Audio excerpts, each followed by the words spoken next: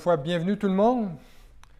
Aujourd'hui, on poursuit notre fabuleuse étude du livre de l'Apocalypse. Et aujourd'hui, on est rendu au chapitre 21. Et aujourd'hui, on va voir un sujet excitant, un sujet qui est au-dessus de notre entendement. On va étudier des choses aujourd'hui qui ne sont pas familières à l'être humain. Et le titre du message aujourd'hui, c'est « Les nouveaux cieux, la nouvelle terre et la nouvelle Jérusalem ». Et donc, tout le monde est au chapitre 21 de l'Apocalypse. Eh bien, avant de commencer, vous savez, moi, lorsque Dieu m'a sauvé, j'ai été sauvé le 28 février 1988 et j'ai commencé à lire la Bible. Et la Bible qui décrivait les différents endroits où Jésus a marché, où Jésus a vécu, où Jésus a grandi, où il a fait son ministère, où il est mort, crucifié et il est ressuscité. Et lorsque je lisais ma Bible, je tentais d'imaginer ces endroits-là sans jamais les avoir vus. Mais lorsque j'ai visité Israël pour la première fois, il y a plusieurs années maintenant, j'ai pu voir enfin puis toucher les endroits où Jésus a vécu et où il a marché, où il a enseigné et aussi où il a accompli ses miracles. Et j'ai pu voir avec mes yeux ce que j'avais lu dans ma Bible pendant toutes ces années, sans jamais l'avoir vu. Et ça l'introduit mon message d'aujourd'hui. C'est que ça va être la même chose pour nous lorsqu'on va étudier le chapitre 21 de l'Apocalypse. On va lire des choses qu'on n'a encore jamais vues, des choses que notre cerveau n'a encore jamais expérimentées. Et au chapitre 21, on arrive au point où le royaume millénaire terrestre de Dieu est terminé. Donc, on a vu ça au chapitre 20. Et son royaume millénaire est terminé, et au point où le jugement dernier est terminé, et au point où la première terre ainsi que le premier ciel ont disparu. Oh. Et dans Apocalypse 21, on se retrouve dans la même situation que dans Genèse chapitre 1, où Dieu a créé l'être humain à son image. Il l'a créé comment? Il l'a créé parfait, il l'a créé sans péché. Et dans Apocalypse chapitre 21, l'homme est à nouveau parfait et sans péché, car tous les habitants de la nouvelle terre ont été rachetés et lavés par le sang de l'agneau de Dieu, rachetés par le roi des rois de tout l'univers, Jésus-Christ. Et tous ceux qui vont habiter ce nouvel univers vont être qui? Vont être des croyants, seulement des croyants, parce que tous les incroyants vont désormais être jetés dans l'étang de feu et de soufre pour l'éternité. Et dans les chapitres 21 et 22 de l'Apocalypse, Jean nous décrit l'éternité qui va être bien différente du monde matériel dans lequel on vit présentement, soit la planète Terre. Et selon Apocalypse 21, il va y avoir un nouvel univers qui va être créé, où les mondes matériels et spirituels vont se côtoyer. Il va y avoir une magnifique ville, si vaste que son sommet va atteindre l'espace. Et il va y avoir un univers où les gens vont avoir accès à l'arbre de vie, au fleuve de la vie et pourront voir Dieu de leurs propres yeux. Un temps futur où le temps ne se mesure plus, où on va vivre hors du temps. Pour nous qui vivons sur Terre, ce que Jean a vu et entendu concernant ce nouvel univers-là, eh bien, ça crée un défi pour notre imaginaire. Et pourquoi? Parce que on n'a jamais vu, on n'a jamais entendu, on n'a jamais imaginé les choses que l'apôtre Jean décrit ici. Et pourtant, c'est par la foi que l'on anticipe ce qu'il décrit, une éternité avec Dieu. Et on va lire, si vous voulez bien, les 8 premiers versets pour l'instant. Donc, Apocalypse, chapitre 21, versets 1 à 8. Qui dit ceci: « Puis je vis un nouveau ciel et une nouvelle terre, car le premier ciel et la première terre avaient disparu, et la mer n'était plus. Et je vis descendre du ciel, d'auprès de Dieu, la ville sainte, la nouvelle Jérusalem, préparée comme une épouse qui s'est préparée pour son époux. Et j'entendis du trône une voix forte qui disait, « Voici le tabernacle de Dieu avec les hommes. Il habitera avec eux et ils seront son peuple. Et Dieu lui-même sera avec eux. Il essuiera toute larme de leurs yeux, et la mort ne sera plus, et il n'y aura plus ni deuil, ni cri, ni douleur, car les premières choses ont disparu. » Et celui qui était assis sur le trône dit, « Voici, je fais toutes choses nouvelles. » Et il dit, « Écris, car ces paroles sont certaines et véritables. » Et il me dit, « C'est fait. Je suis l'alpha et l'oméga, le commencement et la fin. À celui qui a soif, je donnerai de la source de l'eau de la vie gratuitement. Celui qui vaincra héritera ces choses. Je serai son Dieu, il sera mon fils. Mais pour les lâches, les incrédules, les abominables, les meurtriers, les impudiques, les enchanteurs, les idolâtres et tous les menteurs, leur part sera dans l'étang de feu, dans l'étang ardent de feu et de soufre, ce qui est la seconde mort. » Prions. Seigneur notre Dieu, on s'approche encore une fois de ton trône, Seigneur, et on veut te demander aujourd'hui que tu rends nos cœurs attentifs à ce que ta parole veut nous enseigner, veut nous dire, concernant, Seigneur, des temps futurs qui attendent tous les croyants. Quel temps d'espoir, Seigneur, quel temps de réjouissance. Nos âmes languissent, Seigneur, à cette idée de bientôt de pouvoir entrer en ta présence et de vivre éternellement avec toi. Alors, Seigneur, oint cet enseignement aujourd'hui et, Seigneur, dissipe toutes les distractions de nos cœurs et que tout soit fait pour ta gloire. Jésus, on te prie en ton nom. Amen. Donc, aujourd'hui, on voit qu'on rentre dans une nouvelle section, encore une fois, une nouvelle section du livre de l'Apocalypse, une section tout à fait future, qui parle du nouveau ciel et de la nouvelle terre. Pourquoi? Parce que le premier ciel et la première terre ont disparu. Autrement dit, c'est la géographie de l'éternité. Aujourd'hui, on étudie la géographie sur Terre, mais on étudie la planète telle qu'elle est actuellement. Mais là, Jean nous présente la géographie de l'éternité. Et au verset 1, il commence sa description de l'éternité en nous donnant un cours de géographie 101. Il déclare que la terre et le ciel actuels ne sont plus. Ils ont disparu. Donc, les gens là, qui ont un téléphone intelligent, ça veut dire de supprimer l'application Google Earth ou Google Maps de vos téléphones intelligents, car l'éternité se déroule désormais dans un nouveau ciel, dans un nouvel univers, sur une nouvelle terre. C'est une déclaration plutôt choquante quand on voit ça, c'est étonnante. Mais pourtant, cela ne devrait pas nous surprendre. Parce que la destruction de la terre et des cieux actuels, c'est un thème qui revient continuellement dans la Bible, autant dans l'Ancien que dans le Nouveau Testament. D'ailleurs, le prophète Ésaïe, au chapitre 65, verset 17, il dit « Car Dieu dit par la bouche d'Isaïe, il dit « Car je vais créer de nouveaux cieux et une nouvelle terre, et on ne se rappellera plus des choses passées. Elles ne reviendront plus à l'esprit. » Donc, le prophète Ésaïe vient confirmer ce que l'apôtre Jean enseigne ici. Un autre apôtre, l'apôtre Pierre. Pierre, dans sa deuxième épître, au chapitre 3, verset 10, il dit que « Le jour du Seigneur viendra comme un voleur. En ce jour, les cieux passeront avec fracas, les éléments embrasés se dissoudront, et la terre, avec les œuvres qu'elle renferme, sera consumée. » Et l'apôtre Jean, dans le chapitre précédent qu'on a étudié avant, le chapitre 20, au verset 11, a dit « Puis je vis un grand trône blanc, et celui qui était assis dessus.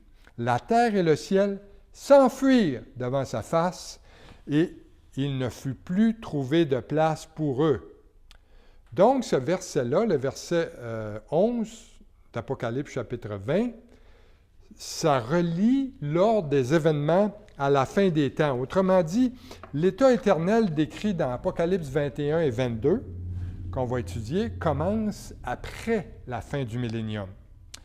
Alors que Satan et tous les incroyants ont été jugés et jetés dans l'étang de feu, tandis que les enfants de Dieu entrent dans l'éternité composée d'un nouveau ciel et d'une nouvelle terre. Et c'est ainsi que Jean nous introduit à la nouvelle géographie éternelle. Et certains vont dire, « Ah, vraiment? » Parce qu'il y a plusieurs gens qui, pour plusieurs gens, l'idée que notre planète et de l'univers solaire, tels que nous les connaissons, qui vont être détruits et remplacés par une nouvelle Terre, un nouvel univers, est difficile à avaler pour eux, est difficile à accepter pour eux. Hein, l'athée, entre autres, celui qui ne croit pas en Dieu ou l'humaniste, ils lisent ça, puis ils se mettent à rire. Ils rient et ils disent que la Bible, c'est de la mythologie. Même il y a certains théologiens dont la foi est plutôt limitée, ils préfèrent spiritualiser ce chapitre-là et qui décrit l'éternité plutôt que de la considérer comme une description littérale. Ces gens s'imaginent donc que les prophètes Ésaïe et les apôtres Pierre et Jean sont des rêveurs et des menteurs. Si tu spiritualises ça, ils pensent qu'ils mentent. Pourtant, la Bible dit clairement que ces hommes, inspirés par l'Esprit de Dieu, ont parlé de la part de Dieu, hein, qu'ils ont révélé la vérité de Dieu. Et d'ailleurs, l'apôtre Paul a dit dans Romains 3,4, il dit que Dieu soit reconnu pour vrai et tout homme pour menteur. Donc, ce que Dieu déclare dans sa parole, on a intérêt à le prendre littéralement et à le croire sur parole. Donc, est-ce déraisonnable de croire de façon littérale ce que la Bible déclare sur l'éternité, simplement parce que c'est en dehors de notre expérience? Pas du tout. Pourquoi? Parce qu'il y a même plusieurs qui croient que cela s'est déjà produit. Vous savez ça? Il y a des scientifiques, même qu'ils soient des croyants ou qu'ils soient des incroyants, des athées, croient que notre planète n'a pas toujours existé. Ils s'accordent tous sur le fait qu'il fut un temps où la Terre et le système solaire n'existaient pas et qu'ils sont apparus à une époque inconnue du passé. Ils croient également que l'univers entier que nous voyons aujourd'hui a été créé à partir de rien. Et de plus, avec la technologie qu'on a aujourd'hui, la connaissance qu'on a aujourd'hui, on a observé la mort et la naissance d'étoiles et de systèmes solaires grâce au télescope spatial Hubble. Donc, si on convient que cette planète n'existait pas dans le passé, eh bien, et qu'elle existe maintenant, eh bien, et qu'on a observé ce processus grâce à nos télescopes, n'est-il pas raisonnable de croire que la même chose pourrait se produire pour la Terre et le système solaire que nous habiterons dans le futur? Ce que la Bible décrit concernant la création d'une nouvelle Terre et d'un nouvel univers n'est pas de la mythologie. C'est tout à fait raisonnable de croire cela.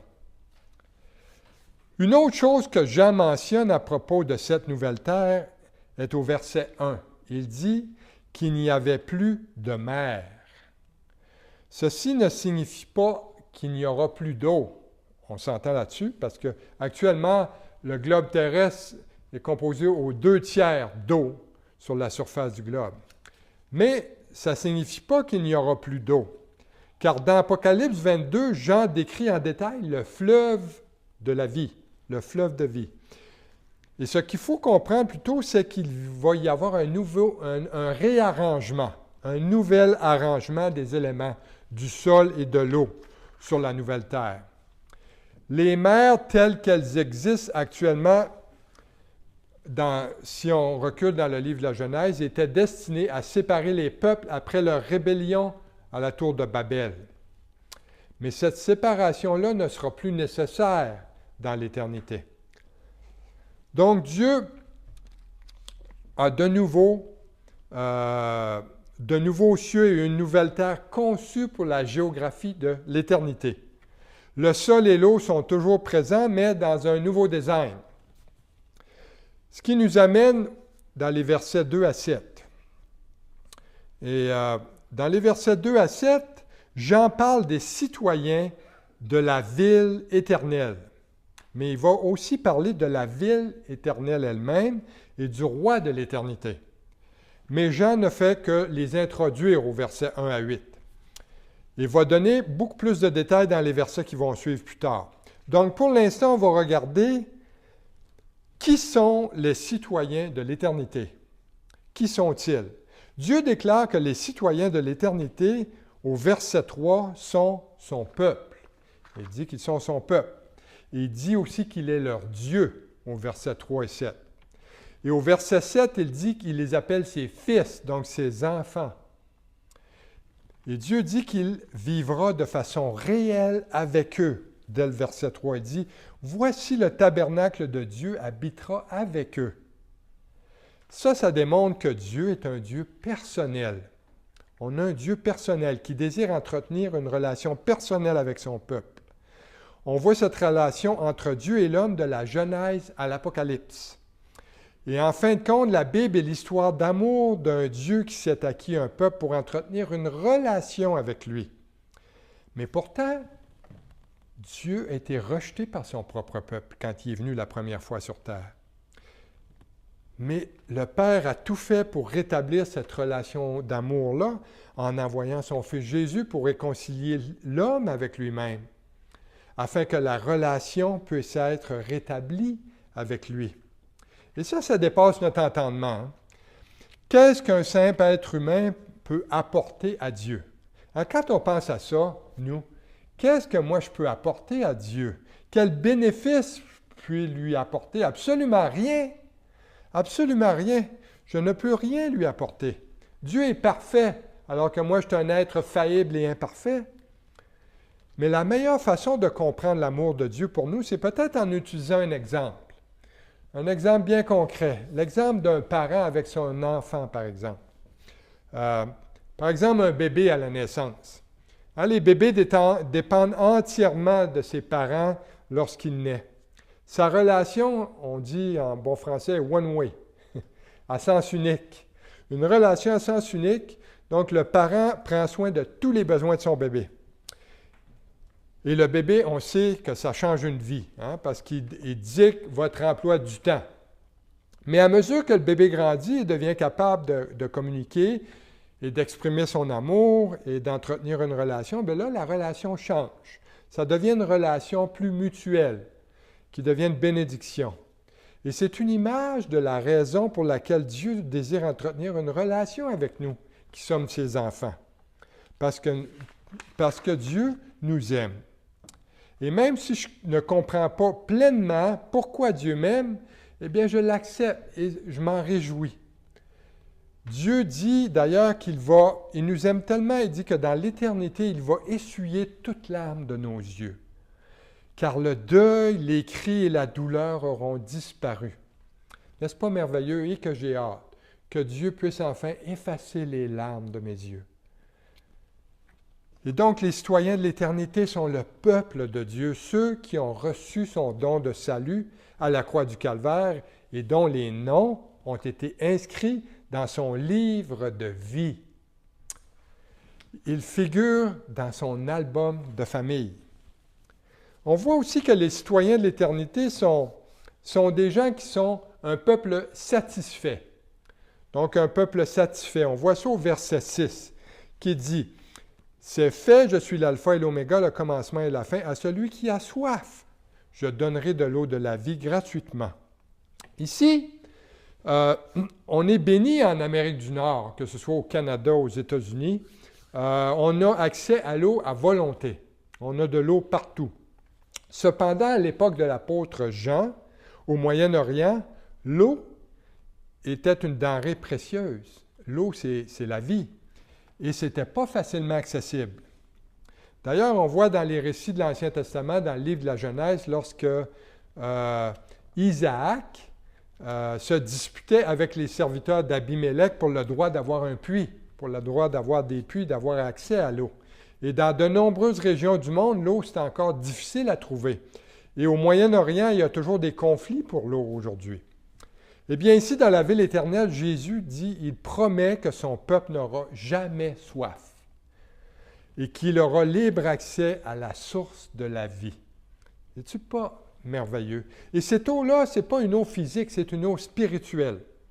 Hein, c'est une eau qui, rappelez-vous l'histoire de la femme samaritaine dans l'Évangile de Jean. Donc, la femme samaritaine qui est arrivée au puits de Jacob, Et Jésus lui a dit, « Si tu bois de cette eau, tu auras encore soif. Mais si tu bois de l'eau que je te donne, tu n'auras plus jamais soif. » Et c'est de cette source d'eau de la vie-là qu'on va avoir dans l'éternité, Jésus-Christ lui-même. Et Dieu nous donne cette invitation à ceux qui ont soif. Il dit, « Je donnerai de la source de l'eau de la vie gratuitement. » La source d'eau qui satisfait nos âmes est la vie éternelle que nous avons en Christ. D'ailleurs, le prophète Ésaïe, chapitre 55, verset 1, en parle, et Jean, comme on l'a vu, chapitre 4, en parle aussi avec la femme, l'histoire de la femme samaritaine. Et le symbolisme ici est que, au chapitre 21 de l'Apocalypse, c'est tout comme l'eau sur terre apporte satisfaction et vie à notre propre corps, lorsqu'il est assoiffé, eh bien, le peuple de Dieu dans l'éternité va trouver satisfaction en vivant avec Christ, la source de la vie. Si on regarde dans le monde, en termes d'application, eh bien, on peut dire que rares sont les personnes véritablement satisfaites de leur vie. Pourquoi? Parce que la chair est insatiable. La chair n'est jamais satisfaite. Beaucoup de gens travaillent pour obtenir ce que leur cœur désire. Puis ils travaillent fort. Une fois leur objectif atteint, qu'est-ce qui arrive? Ils en veulent davantage. Ils ne sont pas encore satisfaits. Ils en veulent plus. Ils finissent par réaliser que leurs accomplissements ne les satisfait pas. Leur âme n'est pas satisfaite. Mais dans l'éternité, le peuple de Dieu va être satisfait en buvant à la source de vie et en savourant tout ce que Dieu a pour nous. Les citoyens de l'éternité vont être aussi un peuple vainqueur. On voit ça au verset 7, un peuple vainqueur, qui dit « Celui qui vaincra héritera ces choses, je serai son Dieu et il sera mon fils. » Ceci est la même promesse que Jésus a faite aux églises dans les chapitres 2 et 3 de l'Apocalypse. Vous vous souvenez, Jésus a corrigé des églises. Au chapitre 2 et 3, il a fait des promesses à ceux qui ont vaincu le péché dans lesquels ils étaient tombés. Ce que nous devons comprendre ici, c'est que les citoyens de l'éternité sont ceux qui ont vaincu le monde et ses péchés. Notez la promesse de Dieu ici à ceux qui sont vainqueurs au verset 7. Il dit qu'ils vont hériter quoi? Ils vont hériter ces choses. Autrement dit, tout ce que Dieu possède, il le partagera avec ceux qui ont vaincu. Laissez-moi vous donner une définition biblique de qu'est-ce qu'est un vainqueur. Qu'est-ce qu'un vainqueur selon la Bible? On trouve ça dans la première épître de Jean au chapitre 5, versets 4 et 5. Jean dit, « Tout ce qui est né de Dieu triomphe du monde, et la victoire du triomphe du monde, c'est notre foi. Qui est celui qui a triomphé du monde, sinon celui qui croit que Jésus est le Fils de Dieu? » Autrement dit, si le Seigneur Jésus est devenu votre sauveur, vous êtes un vainqueur. Non pas par vos propres efforts, non pas par votre propre travail, mais par la simple foi en la puissance de Jésus qui a fait de vous un vainqueur. Regardons maintenant qui seront les exclus de l'éternité. On a vu qui vont être les citoyens de la ville éternelle, mais malheureusement, certains n'auront pas accès à ce lieu béni de l'éternité.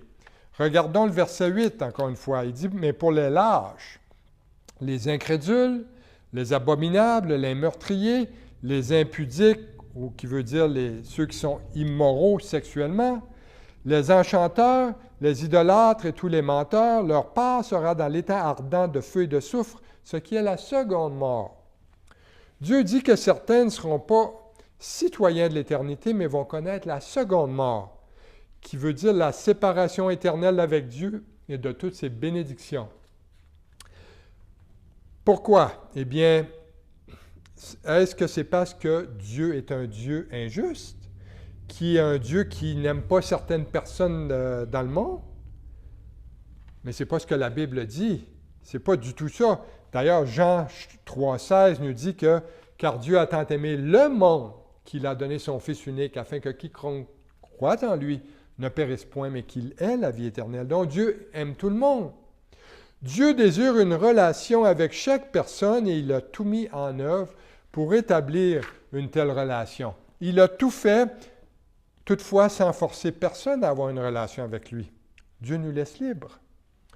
En fin de compte, ceux qui vont dans l'étang de feu, qui connaissent la seconde mort, sont ceux qui ont rejeté cette relation-là avec Dieu par son Fils Jésus-Christ. Regardons maintenant les versets 9 à 11, qui parlent de la ville préparée pour le peuple de Dieu. Il est écrit, « Puis un des 7 anges qui tenait les 7 coupes remplies des 7 derniers fléaux vint, et il m'adressa la parole en disant, « Viens, je te montrerai l'épouse, la femme de l'agneau. » Et il me transporta en esprit sur une grande et haute montagne. Il me montra la ville sainte, Jérusalem, qui descendait du ciel d'auprès de Dieu, ayant la gloire de Dieu. Son éclat était semblable à celui d'une pierre très précieuse, d'une pierre de jaspe, transparente comme du cristal. Wow! Donc, un des anges qui avait versé les coupes a invité Jean à regarder la prochaine merveille de l'éternité. Il dit, « Viens, je te montrerai l'épouse, la femme de l'agneau. » Au verset 9. Il dit, puis au verset 10, il dit, « L'ange montra une ville à Jean. » Donc, évidemment, une ville n'est pas une épouse, ni une femme. Alors, qu'est-ce que veut dire Jean ici? La vérité, c'est que Jean communique que la ville est la résidence de l'épouse. C'est-à-dire que le peuple de Dieu vit dans la nouvelle Jérusalem dans un état éternel. Elle est appelée épouse en raison de sa beauté et de sa relation intime avec l'agneau. Vous savez, on appelle église le bâtiment où on se réunit. Ici, on est réunis dans une bâtisse qu'on appelle une église. Mais ce n'est pas vraiment l'Église. L'Église, c'est nous. C'est le corps de Christ. Ce sont les croyants nés de nouveau. Mais on appelle Église le bâtiment où l'Église de Christ se réunit, parce que c'est l'endroit où l'Église est présente. Remarquez l'endroit où la ville est préparée. Au verset 10, ça nous dit que cette ville vient du ciel. Cette ville, la Nouvelle Jérusalem, a son origine au ciel. Elle est construite et préparée au ciel. Cette ville, la Nouvelle Jérusalem, a son origine au ciel et elle nous attend là. Et l'Épître aux Hébreux, chapitre 11, versets 9 à 16, dit que Dieu nous a préparé une cité pour ses enfants, qui sera la nouvelle Jérusalem préparée au ciel. Et Jésus a enseigné la même chose dans Jean, chapitre 14, versets 1 à 3. Jean a enseigné ceci sur Jésus. Jésus a déclaré et dit que « Votre cœur ne se trouble point. Croyez en Dieu et croyez en moi. Il y a plusieurs demeures dans la maison de mon Père, et si cela n'était pas, je vous l'aurais dit. Je vais vous préparer une place.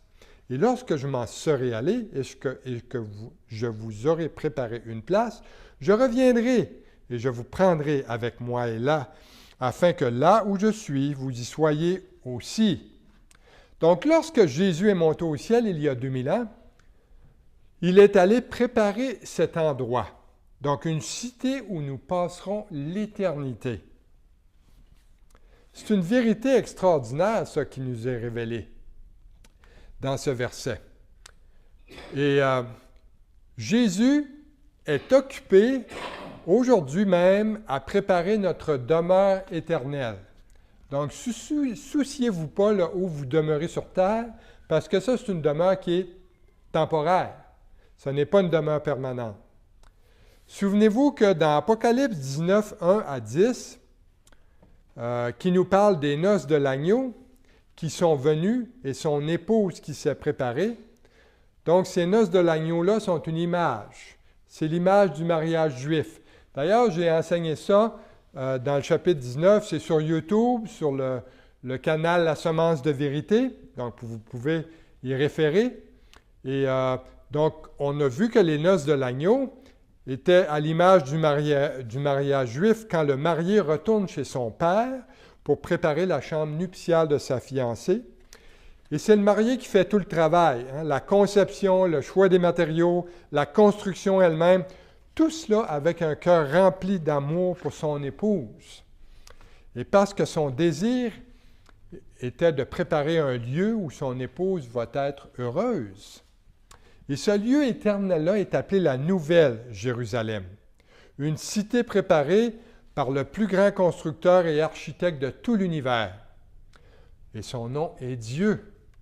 Pouvez-vous imaginer la perfection de notre demeure éternelle quand son constructeur est Dieu lui-même? Ce qui nous amène au verset 12 à 14.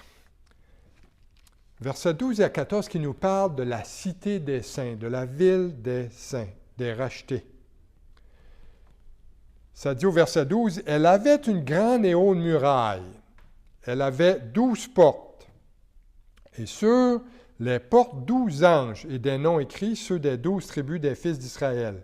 À l'Orient, 3 portes, au Nord, 3 portes, au Midi, 3 portes, et à l'Occident, 3 portes. La muraille de la ville avait 12 fondements. Et sur eux, les 12 noms des 12 apôtres de l'agneau. » Donc, Jean ici poursuit sa description de la ville. Il dit qu'elle avait 12 portes gardées par 12 anges, une haute muraille autour de la ville avec 12 fondements. La muraille, les portes et les fondations étaient toutes importantes pour un homme comme Jean au 1er siècle, parce que les villes étaient protégées par des murailles. Et donc, les murailles protégeaient ses habitants, les habitants de la ville, et en même temps excluaient tous ceux qui n'étaient pas des citoyens de cette ville-là et qui n'étaient pas dignes d'entrer. Donc, s'il y avait des menaces de guerre, tout ça, donc la muraille était une barrière de protection. Et dans la Nouvelle Jérusalem, il va y avoir aussi des portes, ce qui indique que les saints, les rachetés, vont être libres d'aller et de venir à leur guise, de visiter la nouvelle terre et le nouveau ciel, comme ils le souhaitent. Et les fondations qui sont là évoquent la permanence de la ville. Donc, elle est construite pour durer éternellement. Ce n'est pas comme les maisons aujourd'hui qui se détériorent avec les années. On est obligé de mettre des réparations. Mais là, les fondements que Dieu a posés, les 12 fondements, donc, sont là pour l'éternité. Et la Nouvelle Jérusalem va être le lien entre la nouvelle terre et le nouveau ciel. Vous souvenez-vous de l'histoire de la vision de Jacob dans l'Ancien Testament, dans le livre de la Genèse, au chapitre 28, verset 12, lorsque Jacob a eu une vision. Il était à Béthel, il dormait, il a eu un songe et il a vu apparaître une échelle. Et l'échelle par laquelle des anges de Dieu pouvaient monter et descendre entre le ciel et la terre. Et c'était comme un portail entre le monde matériel et le monde immatériel. Et la Nouvelle Jérusalem sera un portail entre le monde matériel et le monde spirituel. Ça va être une porte sur le monde spirituel et ses citoyens pourront se déplacer entre les deux mondes, entre le monde matériel et immatériel. Je vais vous donner un exemple de ça. Eh bien, Jésus, après sa résurrection, lorsqu'il est apparu à ses apôtres, il est apparu comment? Avec un corps ressuscité, avec un corps glorifié. Et Jésus a demandé à ses apôtres s'ils pouvaient manger. Il avait faim. Il a pris du poisson, on lui a donné du poisson, du miel, et puis il a mangé de la nourriture physique, mais tout en vivant dans un corps glorifié. Et c'est ça ici. Jésus nous a donné une image après sa résurrection de qu'est-ce que sera la vie dans l'éternité. Donc, au verset 12 à 14, il y a un point qui est aussi important à retenir, c'est concernant les portes et les fondements, les fondations. Qu'est-ce que les portes, qu'est-ce que Jean mentionne au sujet des portes et des fondements? Eh bien, il dit qu'il y en avait 12 qui étaient les 12 tribus d'Israël et qu'il y avait 12 fondements que la ville avait 12 fondements qui portaient les noms des 12 apôtres. Donc, ceci-là, c'est clair que dans ce passage-là, il y a un lien entre les saints de l'Ancien Testament et les saints du Nouveau Testament qui sont tous présents ensemble. Et dans l'éternité, tous les saints de Dieu, à partir d'Adam jusqu'au dernier saint dans l'histoire de l'humanité, vont vivre ensemble avec Jésus dans la Nouvelle Jérusalem. N'est-ce pas merveilleux? Donc, lorsqu'on regarde la description de la ville par Jean, il dit que c'est une grande ville aussi. Dans les versets 15 à 17, regardons les versets 15 à 17. Il dit que « Celui qui me parlait avait pour mesure un roseau d'or, afin de mesurer la ville, ses portes et sa muraille. La ville avait la forme d'un carré, et sa longueur était égale à sa largeur. Il mesura la ville avec le roseau et trouva 12 000 stades. La longueur, la largeur et la hauteur en étaient égales. Il mesura la muraille et trouva 144 coudées, mesure d'homme, qui était celle de l'ange. » Ce qu'il faut savoir ici, c'est que à l'époque de Jean, les menuisiers n'utilisaient pas un ruban à mesurer comme aujourd'hui. Il n'y avait pas ils ne mesuraient pas comme nous, mais ils avaient un roseau pour mesurer. Et la longueur d'un roseau était d'environ 3 mètres ou 10 pieds, si vous préférez, si vous fonctionnez dans le système impérial, de 10 pieds, pour mesurer les bâtiments. Et ça nous donne, en calculant ça, ça nous indique la taille de la ville, de la Nouvelle Jérusalem. Donc, ça nous est dit que la ville va être carrée et qu'elle va mesurer 12 000 stades et qu'il y aura une muraille de 144 coudées. Ces mesures anciennes-là correspondent, si on calcule la longueur, la largeur et la hauteur, parce que c'est carré, donc une distance de 2150 km. C'est très grand, là, 2150 km. La muraille comme telle aura une hauteur de 66 mètres ou de 216 pieds, si vous préférez, ce qui se rapproche d'un édifice de 21 étages, si on fait un calcul. Et en comparaison, les murs de l'ancienne ville de Jérusalem, de la vieille ville, mesuraient 12 mètres ou 40 pieds. Donc, ça vous donne un peu la grandeur de cette ville-là. Et si on regarde ça, cette grande ville-là, avec cette distance-là, ça veut dire que ça occuperait la moitié des États-Unis d'Amérique. La moitié des États-Unis. Et son point le plus élevé s'étendrait loin dans l'espace. Pourquoi? Parce que l'atmosphère autour de la Terre se mesure à environ 480 km de hauteur. Donc, la Nouvelle Jérusalem, elle, en sachant sa grandeur, donc va s'étendre sur une hauteur supplémentaire de 1600 km dans l'espace. Donc, c'est énorme, c'est énorme. Donc, certains pensent que la ville aura la forme d'un cube. D'autres pensent que la Nouvelle Jérusalem sera une pyramide avec 4 côtés. Mais on sait que ça va être une ville immense habitée par tout le peuple de Dieu qui a vécu sur terre à travers l'histoire de l'humanité. Et il va y avoir amplement de place pour tout le peuple de Dieu. Revenons à la forme de la ville. Vous savez, on ne peut pas limiter le génie créateur de Dieu. Notre cerveau étant très limité, donc, prenons la Terre par exemple. On pourrait la décrire comme étant ronde comme une grosse boule ronde. Mais pourtant, sa conception est beaucoup plus complexe qu'une simple boule ronde. Tout tient en place dans l'espace. Et avec les forces gravitationnelles de la Terre et tout, donc Dieu a mis en place des forces pour créer un ordre dans la nature. Et en fait, la Nouvelle Jérusalem pourrait être composée de plusieurs niveaux. Chaque niveau étant plus petit, qui s'emboîtent les uns sur les autres, un peu comme une pyramide, menant au sommet où Dieu aura son trône Et ça ne sera pas limité par la physique actuelle. Ça pourrait composer même des terrasses peut-être flottantes, hein, les unes sur les autres. On sait qu'il va y avoir des rues bordées d'arbres à partir de portes d'entrée de la ville qui mèneront jusqu'au trône de Dieu.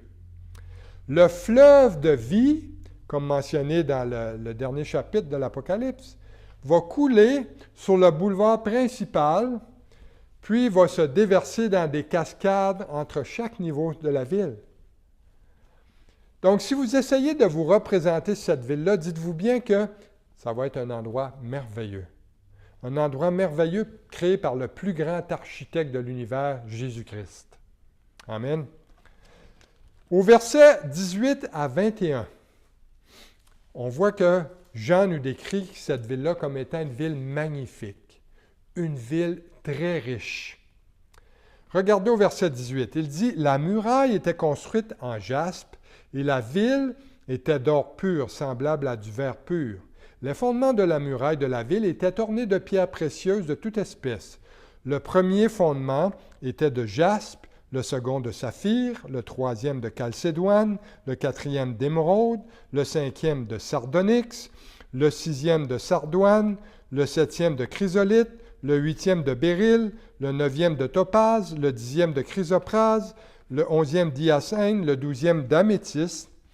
Et les 12 portes étaient 12 perles, chaque porte était d'une seule perle. La place de la ville était d'or pur, comme du verre transparent. Oh, wow! Quelle richesse! Quelle richesse! Donc, après nous avoir donné les dimensions de la ville, l'apôtre Jean décrit maintenant les matériaux de construction. Les matériaux de construction utilisés par Dieu, ce sont des matériaux très précieux, en raison de leur grande beauté et de leur rareté. Vous savez ce qui est difficile à trouver sur Terre, donc des métaux précieux, des pierres précieuses, bien, au ciel, ça va se retrouver en abondance, hein, dans la Nouvelle Jérusalem. Et Jean nous dit que la ville était ornée de magnifiques pierres précieuses et que les portes étaient chacune faites d'une perle géante. Il dit d'une seule perle. Une perle géante et les rues étaient d'or. Pouvez-vous vous imaginer quelle richesse nous attend au ciel? Et Jean mentionne aussi que la ville était faite de verre pur et transparent, ce qui va faire resplendir la gloire de Dieu. Ça va être aussi une ville colorée parce que la muraille, il dit qu'elle était faite de jaspe, une pierre transparente que certains appellent aujourd'hui un diamant. Et la ville était en or pur, comme du verre, donc transparente et d'une teinte dorée. Et les fondations, ou les fondements, étaient ornés de pierres précieuses. Et regardons la liste. Il dit le jaspe. Le jaspe est quoi? C'est un diamant clair. Il dit qu'il y avait aussi le saphir. Le saphir est une pierre précieuse bleue. La chalcédoine est d'un bleu ciel avec des rayures vertes. L'émeraude est vert. Le sardonyx est rouge et blanc. Le sardoine est rouge ambré. Le chrysolite est clair et d'une teinte dorée. Le béryl est une pierre précieuse d'un vert comme la mer. Le topaze d'un vert jaune. Le chrysoprase est vert. La couleur hyacinthe est violet. Et l'améthyste est pourpre.